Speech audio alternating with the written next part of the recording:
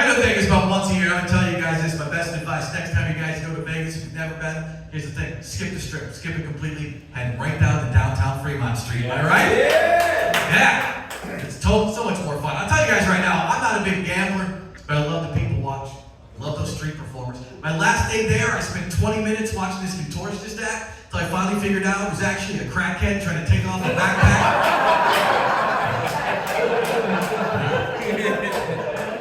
I still gave him $1. It was a pretty good show. It was fun. It's gonna be out with adults, right? Yeah, I don't think there's any kids here. Nobody's under the age of 18, right? Nobody's under 18. Anybody under the age of 25?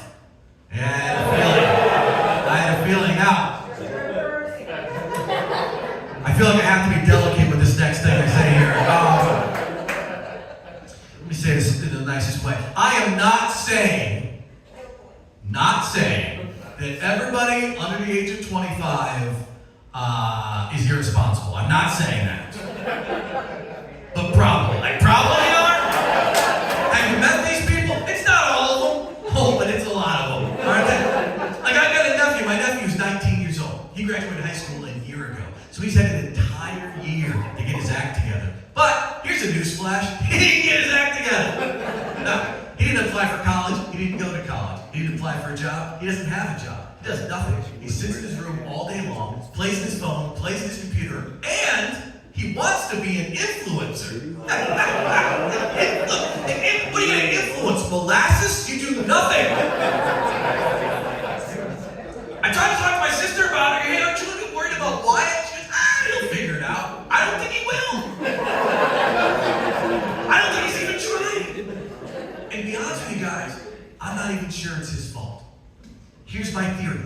I think we, as a society, lose about 90% of our skill set with every generation that passes. Does that make sense? Like, my grandfather was an amazing person. Came to this country from Hungary at 7 years old. Didn't speak the language, taught himself the language, taught himself 4 more languages, started his own business, an amazing person. My dad did 4 tours of Vietnam. When he got back, he had 3 jobs until he retired at 69 years old. He still makes his own wine, still makes his own maple syrup, built an addition on his house, an amazing person. When I'm not doing comedy, I spend the majority of my free time watching Netflix. Now, could you imagine if I was to have a child and that child lost 90% of my skill set? Can you imagine the level of piece of crap that child would be in the picture? No arms, no legs, no skill set, no verbal skills, the big ball of pizza dough rolled around the crowd, making grunting noises. I don't know what you want. You're welcome, society. You're welcome. I decided not to put it out to the world, because God knows if I did, first chance I had, I'd be dropping that thing right off in the firehouse. See, a lot of people don't know this, but back in the day, back before we had the welfare system that we have today, if you had a child that you could not afford to take care of, you could take that child, drop off the firehouse, and they would find that child a new family, no questions asked. Did you guys know that? 100% true. Even more interesting, you can still do that today, and it doesn't even have to be your child. That's the nice part about it. Oh yeah, I do it 3-4 times a week. It's one of my favorite hobbies. Whenever I'm out and about, some little cretins running around unsupervised, I just scoop one of them up, walk right out of the school. Come on, Timmy, we're gonna find you a new family. Yeah, maybe your new mom will teach you how to behave yourself in the Olive Garden.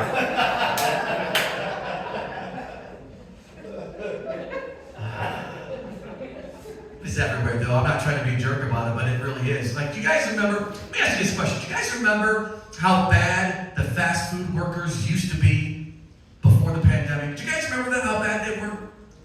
Don't you wish we had those workers back?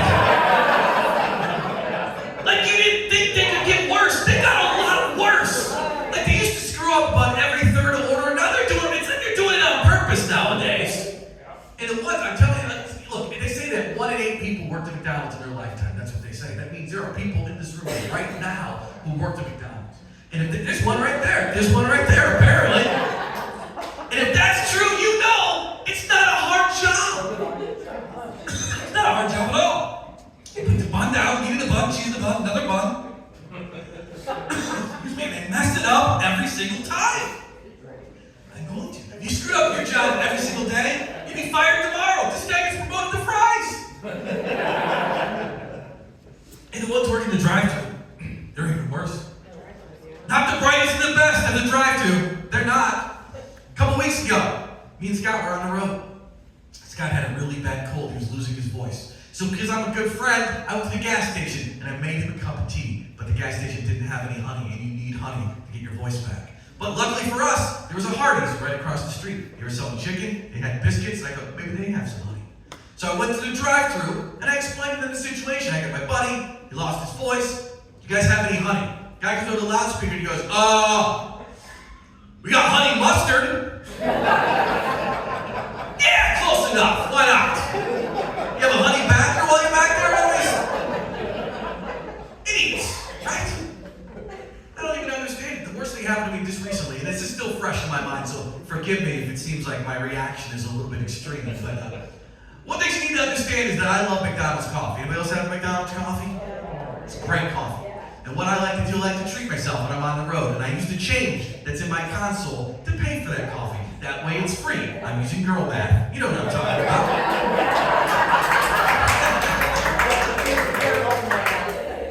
So I go to the drive-thru, I order my coffee. It's $2.12. Get the change gathered up, go to the window. The girl comes to the window, and she does the spread fingers. And I was nice about it. I go, oh, I'm paying with change. And she's like, I thought maybe she didn't understand what I'm saying, so I held it out. I go, I'm paying with change. And she goes, I said, all right. I just dropped it into her hand. It goes flying everywhere. Ding, ding, ding, ding, ding, ding, ding. Looks at me like I'm the jerk. I go, yeah, what do you think was going to happen? It's change. How have you never had this happen to you before? Right? Make a cup. Pretend it's candy. How does this happen? You know? But it's everywhere. Go to any gas station across the country. You'll see a sign right next to the register that says, cashier cannot make change. Yeah, no kidding. Looks like he can't even tie his shoes. How did he get this job? I don't want to be this way, but I am. It's this way. Tell you guys about me. Scott mentioned this earlier, but we're both from Toledo. Yeah. Yeah, I live in kind of a shady part of Toledo, which is called Toledo, if you've ever that. There are no non-shady parts of Toledo.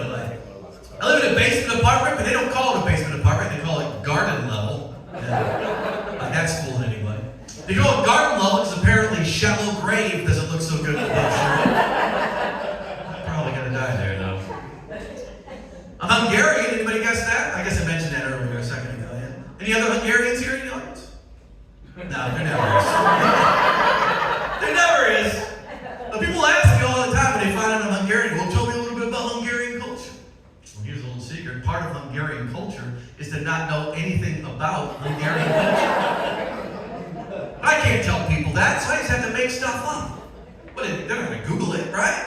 So I go, Hungarians, I can tell you about Hungarians. 23% of Hungarians are left-handed. A lot of people don't know that. 35% of Hungarians are colorblind, and most of us don't leave a reflection in the mirror. Is that true? I don't know. That's vampires. You're an idiot. I don't know what you're talking about. It's good to be here. It's good to drive here. I like driving to these towns. This is not a big town, but it's not a small town either. It's a town that's decent enough in size that we didn't have to worry about getting lost on the GPS to get here. Because that always drives me absolutely crazy. It really does. I hate when you go to those towns and you push the search button on the radio and the only station you can get in is playing that banjo music. Oh no. I do not want to be here. Not again.